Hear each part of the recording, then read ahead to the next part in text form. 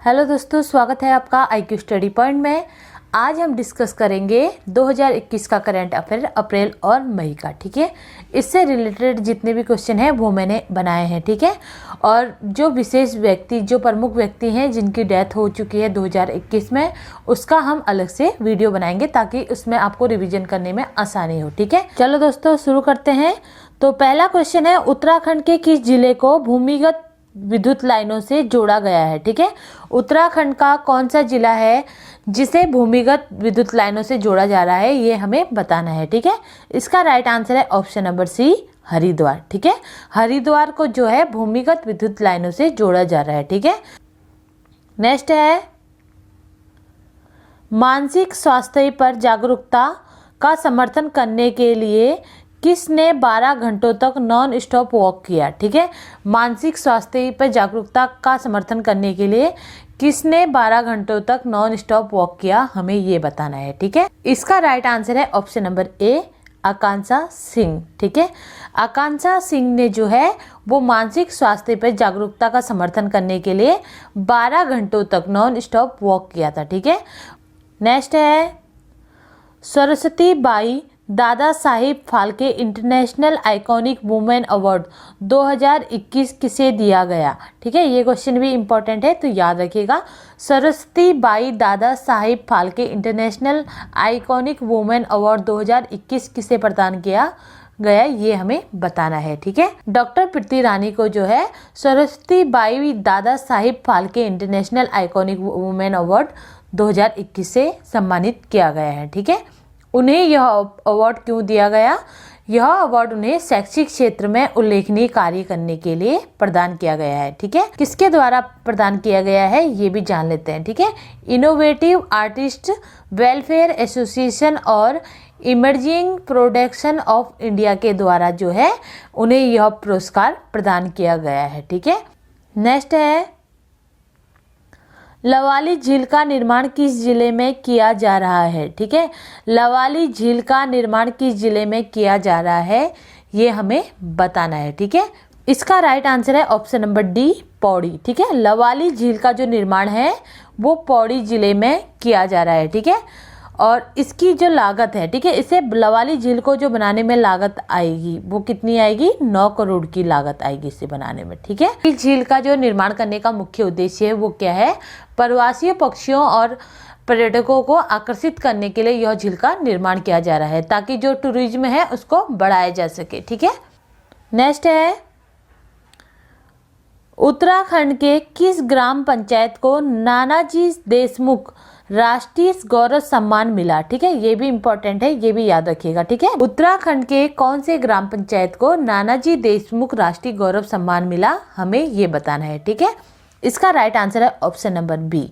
ठीक है, दियादी ग्राम पंचायत को। ठीक है, नेक्स्ट है, ये सारे ही इंपॉर्टेंट है जो मैं बता रही हूँ। ठीक है, ग्राम पंचायत विकास पुरस्कार किस पंचायत को मिला? ठीक है, ग्राम विकास पंचायत पुरस्कार की बात कर रहे हैं, यह किस पंचायत को मिला है हमें ये बताना है। ठीक है, इसका राइट आंसर है ऑप्शन नंबर ए, सहसपुर ग्राम पंचायत को। ठीक है, सहसपुर ग्राम पंचायत यह भी कहाँ है? देहरादून में है। ठीक है, इसे जो है ग्राम पंचायत विकास पुरस्कार से सम्मानित किया गया है। ठीक है, इस ग्राम पंचायत को। नेक्स्ट है, ये भी इंपॉर्टेंट है, याद रखिएगा। ठीक है, बाल फ्रेंड ग्राम पंचायत।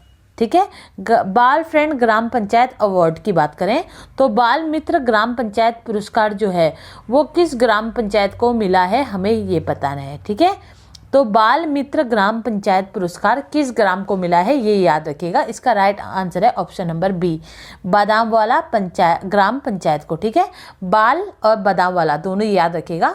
बाल मित्र ग्राम पंचायत पुरस्कार जो है वो किसे मिला है? बादाम वाला ग्राम पंचायत को मिला है। ठीक है, और बादाम वाला ग्राम पंचायत ये कहाँ है? ये भी देहरादून में है। ठीक है, नेक्स्ट है, 40वीं नॉर्थ जोन निशानेबाजी प्रतियोगिता में रजत पदक किसने जीता? ठीक है, 40वीं नॉर्थ जोन निशानेबाजी प्रतियोगिता में रजत पदक किसने जीता ये हमें बताना है। ठीक है, इसका राइट आंसर है option number D, Sushma Singh Rana. ठीक है, सुषमा सिंह राणा के बारे में मैं आपको बता ही चुकी हूँ कि सुषमा सिंह राणा कौन है। 40वीं जो नॉर्थ जोन निशानेबाजी प्रतियोगिता हुई थी उसमें सुषमा सिंह राणा ने जो था वो रजत पदक जीता था। ठीक है, और यह प्रतियोगिता, ठीक है, यह प्रतियोगिता कहाँ हुई थी ये याद रखिएगा। 2021 में यह प्रतियोगिता हुई थी और कहाँ हुई थी? राजस्थान के जयपुर में। ठीक है, कहाँ हुई थी ये याद रखिएगा, राजस्थान के जयपुर में यह प्रतियोगिता हुई थी। ठीक है, नेक्स्ट है, किस लोक गायक को इस साल केदार सिंह रावत पर्यावरण पुरस्कार प्रदान किया गया? ठीक है, किस गायक को इस साल जो है केदार सिंह रावत पर्यावरण पुरस्कार प्रदान किया गया, ये हमें बताना है। ठीक है, इसका राइट आंसर है option number B, Narendra Singh Negi को। ठीक है, नरेंद्र सिंह नेगी को जो है वो 2021 में केदार सिंह रावत पर्यावरण पुरस्कार प्रदान किया गया। ठीक है, उन्हें यह सम्मान क्यों मिला? क्योंकि उन्होंने अपनी गायकी के जरिए लोगों को पर्यावरण और वनों की भूमिका बताई है। ठीक है, इस वजह से इन्हें जो है केदार सिंह रावत पर्यावरण पुरस्कार प्रदान किया गया। ठीक है, जन्म की बात करें, ठीक है, इम्पोर्टेंट है इनका, तो याद रखिएगा जन्म कब हुआ था उनका? 12 अगस्त 1949। ठीक है, 12 अगस्त 1949 को इनका जन्म हुआ है और कहाँ हुआ था? पौड़ी में इनका जन्म हुआ था। ठीक है, केदार सिंह रावत पर्यावरण पुरस्कार जो है वो किसने इन्हें प्रदान किया था? पूर्व मुख्यमंत्री तीरथ सिंह रावत ने। ठीक है, किसने किया था? पूर्व मुख्यमंत्री तीरथ सिंह रावत जी ने उन्हें यह पुरस्कार दिया था। ठीक है, नेक्स्ट है, उत्तराखंड में आयोजित प्रतियोगिता बॉडी बिल्डिंग ऑफ उत्तराखंड में मिस्टर उत्तराखंड कौन बने? ठीक है, उत्तराखंड में 2021 में बॉडी बिल्डिंग की एक प्रतियोगिता आयोजित हुई थी, उसमें बॉडी बिल्डिंग ऑफ उत्तराखंड में मिस्टर उत्तराखंड कौन बने, हमें ये बताना है। ठीक है, इसका राइट आंसर है option number A, Indra Kumar. कौन बने थे? इंद्र कुमार बने थे। ठीक है, प्रतियोगिता का जो उद्घाटन था वो किसने किया था? अरविंद पांडे जी ने किया था। ठीक है, और अरविंद पांडे जी कौन है ये सभी जानते हैं। अरविंद पांडे जी जो है वो उत्तराखंड के शिक्षा और खेल मंत्री हैं। ठीक है, नेक्स्ट है, उत्तराखंड में आयोजित प्रतियोगिता बॉडी बिल्डिंग ऑफ उत्तराखंड में मिस्टर मसलमैन किसे चुना गया? ठीक है, इसी प्रतियोगिता बॉडी बिल्डिंग की जो प्रतियोगिता हुई थी इसमें मिस्टर मसलमैन किसे चुना गया, हमें ये बताना है। ठीक है, इसका राइट आंसर है option number A, Faizan Khan को। ठीक है, और फैजान खान जो है वो किस जिले से हैं? देहरादून जिले से हैं, ये याद रखिएगा। नेक्स्ट है, उत्तराखंड के 13 जिलों में भीषण आग के कारण तबाही से सबसे अधिक प्रभावित जिला कौन सा है? ठीक है, उत्तराखंड में आप सभी जानते हैं कि हर साल कहीं ना कहीं भीषण आग लगती है वनों में। ठीक है, तो सबसे ज़्यादा 13 जिले उत्तराखंड में हैं, तो उत्तराखंड के इन 13 जिलों में जो सबसे ज़्यादा प्रभावित जिला है वो कौन सा है, हमें ये बताना है। ठीक है, इसका राइट आंसर है ऑप्शन नंबर ए, पौड़ी। ठीक है, पौड़ी जो है वो सबसे ज़्यादा प्रभावित जिला है आग से। ठीक है, और यहाँ की कितनी ज़मीन जो है वो आग से बर्बाद हो गई है? 340 हेक्टेयर। ठीक है, 340 हेक्टेयर जो वन जंगल है वो तबाह हो गया है आग की वजह से। ठीक है, उसके बाद सेकंड पोजीशन किसकी आती है? अल्मोड़ा की आती है। ठीक है, अल्मोड़ा जिले में जो है वो कितना हो गया है? 163.75 हेक्टेयर जमीन वन क्षेत्र जो है वो तबाह हो गया है। ठीक है, उसके बाद जो नंबर आता है थर्ड नंबर पे, ठीक है, थर्ड नंबर पे क्या आता है? पिथौरागढ़ आता है। ठीक है, और पिथौरागढ़ में जो है कितनी जमीन कितना वन क्षेत्र जो है वो तबाह हो गया है? 153.5। ठीक है, 153.5 हेक्टेयर जो वन क्षेत्र है वो तबाह हो गया है आग की वजह से। ठीक है, नेक्स्ट फोर्थ नंबर पे कौन सा आता है? बागेश्वर। ठीक है, बागेश्वर का जो है वो 128.90 हेक्टेयर जो वन क्षेत्र है वो क्या है? आग से तबाह हो गया है। ठीक है, उसके बाद फिफ्थ नंबर पे क्या आता है ये भी याद रखिएगा। फिफ्थ नंबर पे आता है टिहरी। ठीक है, और टिहरी का 108.32% जो वन क्षेत्र है वो तबाह हो चुका है। ठीक है, और उसके बाद आता है देहरादून। ठीक है, छठे नंबर पे क्या आता है? देहरादून, और देहरादून का 102 कितना है? 102.45 हेक्टेयर जो वन क्षेत्र है वो तबाह हो चुका है।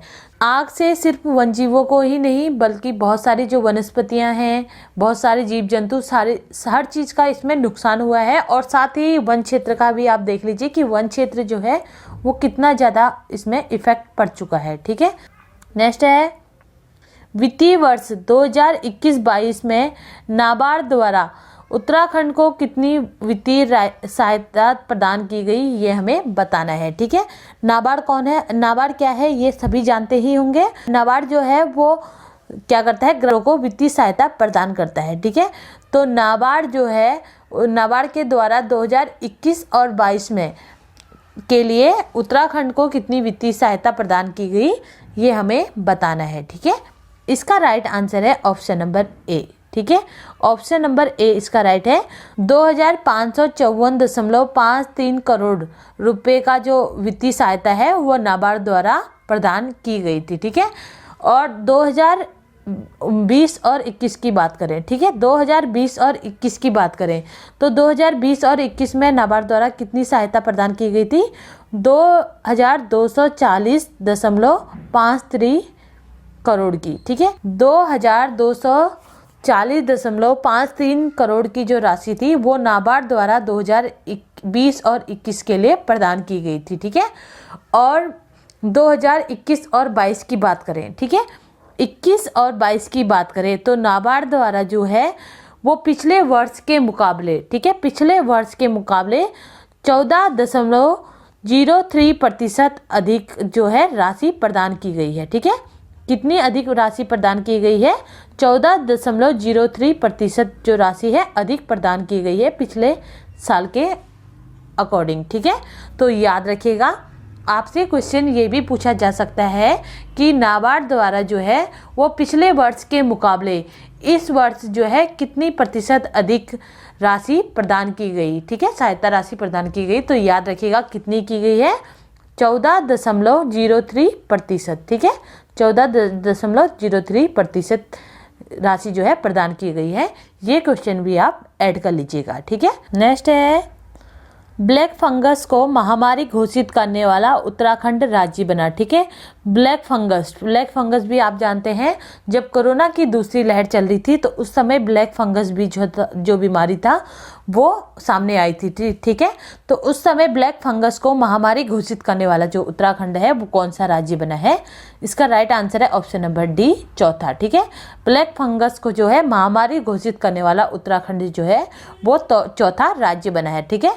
तो महामारी कब घोषित किया था ये याद रखिएगा। ब्लैक फंगस को जो उत्तराखंड ने सरकार द्वारा जो महामारी घोषित किया गया था वो कब किया गया था, 22 मई 2021 में। ठीक है, तो क्वेश्चन ये भी बन सकता है कि उत्तराखंड सरकार द्वारा ब्लैक फंगस को महामारी घोषित कब किया गया, तो याद रखिएगा 22 मई 2021 में किया गया। ठीक है, और ब्लैक फंगस घोषित करने वाला उत्तराखंड जो था वो कौन सा राज्य बना है, चौथा राज्य बना है। ठीक है, और ब्लैक फंगस जो रोग था वो आंखों से रिलेटेड था। ठीक है, नेक्स्ट है, उत्तराखंड में कोरोना समस्या के समाधान के लिए उत्तराखंड पुलिस ने किस मिशन की शुरुआत की थी। ठीक है, उत्तराखंड में जब कोरोना की दूसरी लहर आई थी तो उस समय उत्तराखंड पुलिस के द्वारा कौन से मिशन की शुरुआत की गई थी, हमें ये बताना है। ठीक है, इसका राइट आंसर है ऑप्शन नंबर सी, मिशन हौसला। ठीक है, किसकी शुरुआत की गई थी, मिशन हौसला की शुरुआत की गई थी। ठीक है,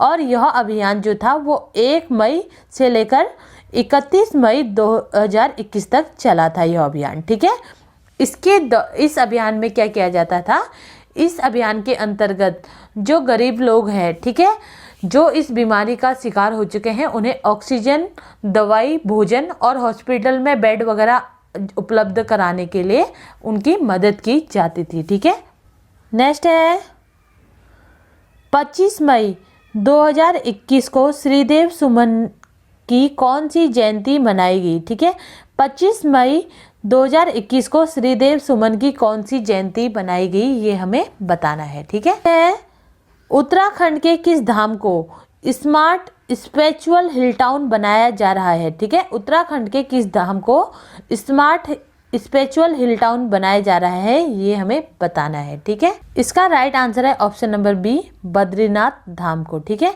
बद्रीनाथ धाम को जो है वो स्मार्ट स्पिरिचुअल हिल टाउन बनाया जा रहा है। ठीक है, और बद्रीनाथ धाम जो है वो किस जिले में पड़ता है, चमोली जिले में पड़ता है। ठीक है, और किस नदी के तट पर यह स्थित है, ये भी याद रखिएगा, अलकनंदा नदी के तट पर यह स्थित है।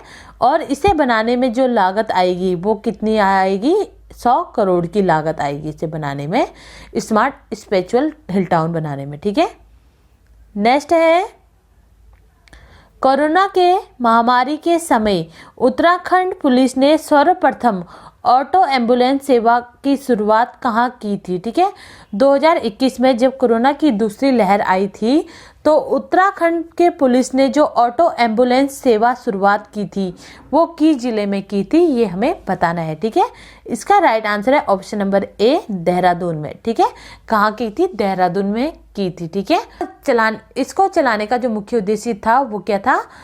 कोरोना के टाइम पे जो कोरोना संक्रमित व्यक्ति हैं उनको घर से हॉस्पिटल तक ऑक्सीजन सिलेंडर उनके जरिए, ताकि उन्हें कोई ऑक्सीजन ना हो, इस वजह से यह एम्बुलेंस सेवा जो थी प्रारंभ की गई थी। ठीक है, नेक्स्ट है, उत्तराखंड के किस जनपद में पशु बलि व शराब पीकर मंदिर में आने पर 5,000 रुपये का जुर्माना लगाने की शुरुआत की है? ठीक है, उत्तराखंड का कौन सा वो जिला है जहां पर पशु बलि और शराब पीकर अगर कोई मंदिर में आए तो उसके लिए 5,000 रुपये तक का जुर्माना लगाने की शुरुआत की गई है?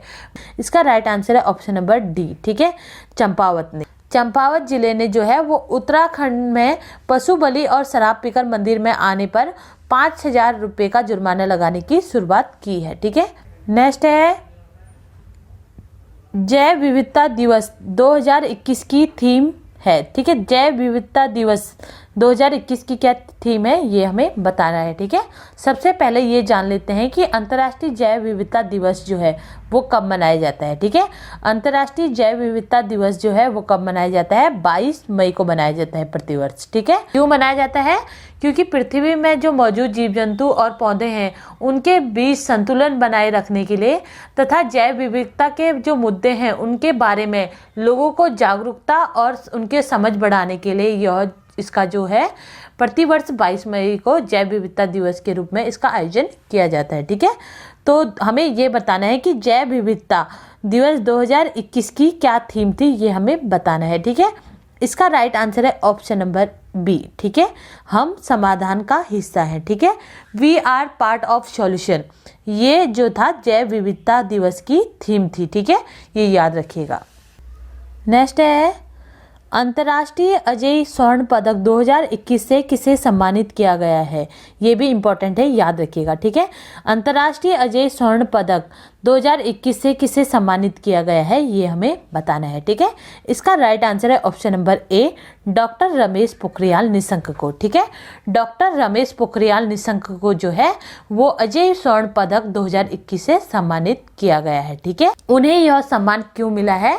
उनकी उत्कृष्ट सेवा के लिए उन्हें यह पुरस्कार दिया गया है। ठीक है, और रमेश पोखरियाल निशंक जो हैं वो उत्तराखंड के पूर्व मुख्यमंत्री भी रह चुके हैं। क्या है ये? उत्तराखंड हरिद्वार के लोकसभा सांसद हैं, ये भी याद रखिएगा। ठीक है, लोकसभा सांसद हैं। ठीक है, जन्म की अगर बात करें तो जन्म भी इनका याद रखिएगा आप। इनका जन्म जो था वो 15 जुलाई 1958 में, ठीक है, 15 जुलाई 1958 में कहाँ हुआ है ये भी याद रखिएगा।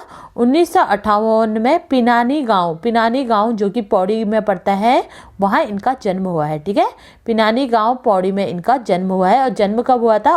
15 जुलाई 1958 में इनका जन्म हुआ है। और कहाँ से, किस जिले से संबंधित है? पौड़ी जिले से संबंधित है। ठीक है, नेक्स्ट है, कोरोना की वजह से जिन बच्चों ने अपने माता पिता को खो दिया उनके लिए उत्तराखंड सरकार द्वारा कौन सी योजना चलाई गई है? ठीक है, कल्याणकारी योजनाएं पड़ी थी उसमें भी हम ये डिस्कस कर चुके हैं। ठीक है, तो इसका राइट आंसर है ऑप्शन नंबर सी, मुख्यमंत्री वात्सल्य योजना। ठीक है, उत्तराखंड में जब कोरोना की दूसरी लहर आई थी तो उस समय जिन बच्चों ने अपने माता पिता को इसमें खो दिया उनके लिए सरकार द्वारा मुख्यमंत्री वात्सल्य योजना चलाई गई है। ठीक है, मुख्यमंत्री वात्सल्य योजना की जो शुरुआत है, ठीक है, शुरुआत कब की गई ये याद रखिएगा। 22 मई 2021 में इस योजना की शुरुआत की गई। ठीक है, योजना का जो शुभारंभ है वो किसके द्वारा किया गया था?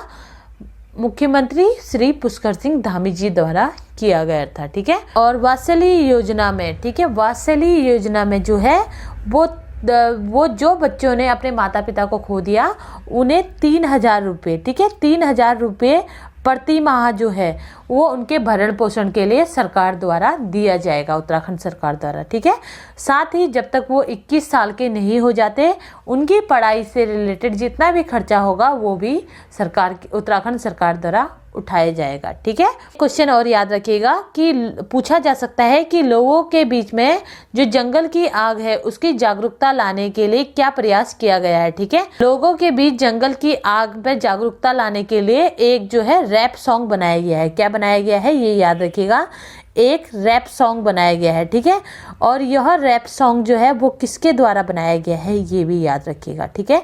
केदारनाथ वन्यजीव पांडव बैंड द्वारा, ठीक है। किसके द्वारा बनाया गया है याद रखिएगा, केदारनाथ वन्यजीव